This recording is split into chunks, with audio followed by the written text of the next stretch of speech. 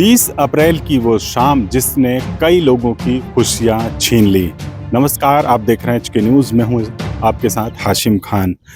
इस वक्त मैं मौजूद हूँ मध्य प्रदेश के सिवनी ज़िले के छपारा विकास खंड के देवरी माल और छपारा को जोड़ने वाला मार्ग, जहां 30 अप्रैल की शाम को एक दर्दनाक हादसा यहां सामने आया, जहां बाइक में सवार होकर पति पत्नी जा रहे थे और उन्हें यहां जो 30 अप्रैल की शाम को तूफान और आंधी आया और उस आंधी तूफान के बीच इस तरफ खेत में नरवाई में आग लगी हुई थी, भीषण आग।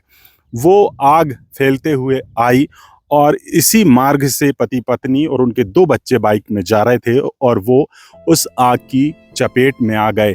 प्रत्यक्षदर्शियों की माने तो जो इस तरह की घटना हुई, काफ़ी दर्दनाक घटना है। बताया जाता है कि यतेंद्र नागले हैं, बर्रा गांव के रहने वाले, जो सुनवारा गांव जाने के लिए निकले थे। पहले वो अपने ससुराल में रुकते, उनका ससुराल बलपुरा गांव था, इधर पीछे देवरी के आगे जाएंगे, वहां से आगे वो बलपुरा गांव था, जहां वो उनको रुकना था शाम में अपनी पत्नी और बच्चों के साथ। लेकिन 5:30 और पौने 6 बजे की वो वक्त था 30 अप्रैल का, जब ये पूरा हादसा हुआ।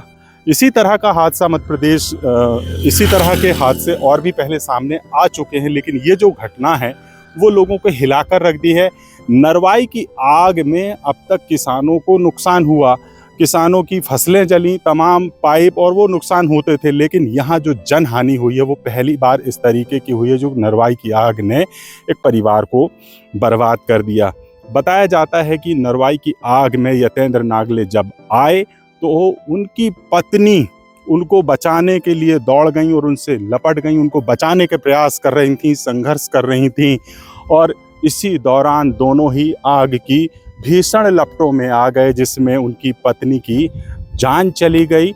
नागपुर में इलाज के दौरान उनके पति यतेंद्र नागले का फिलहाल नागपुर में इलाज जारी है।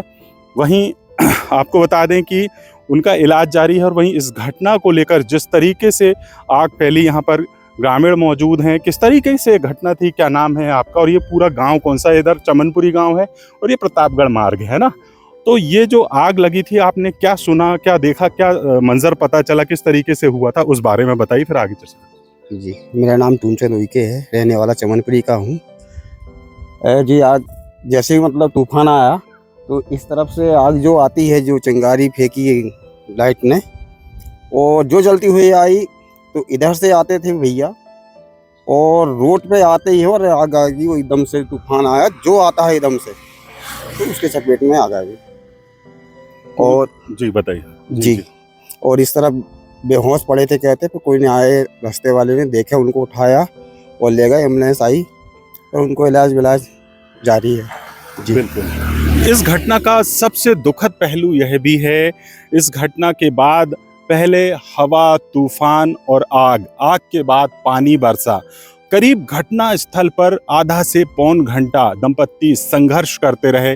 आने जाने वाले लोगों ने और उसके बेटे ने परिवार के लोगों को सूचना दिया, एम्बुलेंस को भी फ़ोन लगाया गया, लेकिन उस वक्त एम्बुलेंस नहीं आ पाई और उनको एम्बुलेंस का लाभ नहीं मिल पाया।